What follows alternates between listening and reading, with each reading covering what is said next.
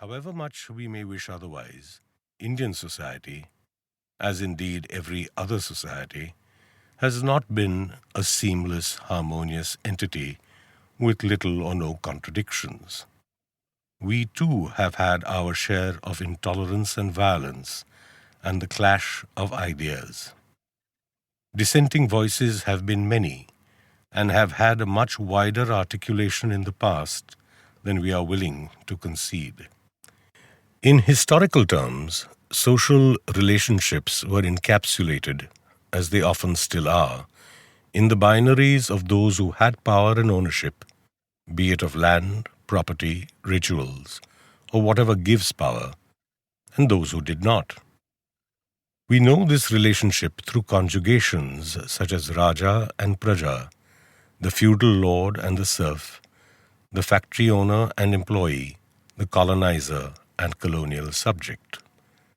A couple of centuries ago, this gave way through an overwhelming historical change to a society that speaks of industrialization, capitalism, the middle class control of new technology, the workers who provide the labor, the peasants on whom agricultural production depends, and such like.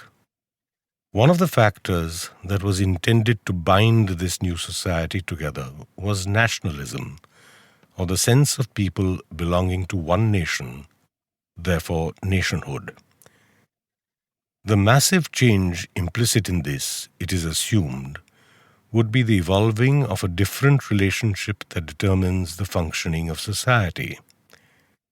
In the functioning of a nation, what matters is the relationship between the people as citizens and what they have created jointly, the state. The rights of the citizens vis-à-vis the state have therefore moved center stage. This historical phase also marks an alteration in the forms of governance. The earlier kingship is replaced by the emergence of democracies. Democracies can only be secular since every citizen has equal status. Their institutions have representatives from all sections of society, each having rights of equal status. This helps to integrate the secular, the democratic, and the national. In a true democracy, the right to dissent and the need to meet the demand for social justice are core concepts. Since it includes all citizens and they are legally of equal status, a democracy cannot be other than secular. These broad historical changes have been taken as among the markers of modern times. I would like to begin, however, by discerning more general features of dissent in terms of how dissent is recognized. Those dissenting do not always proclaim themselves as dissenters. Sometimes they may not even be fully aware of the degree to which they are dissenting. One of the more obvious ways of recognizing dissent is to mark the presence of the other in society. This facilitates recognition and juxtaposes it to dissent. But before I write about this, I would like to clarify why I disagree with what is now often said by those who are in fact opposed to democracy but won't admit to it openly. It is said that dissent itself was imported into Indian society from the West.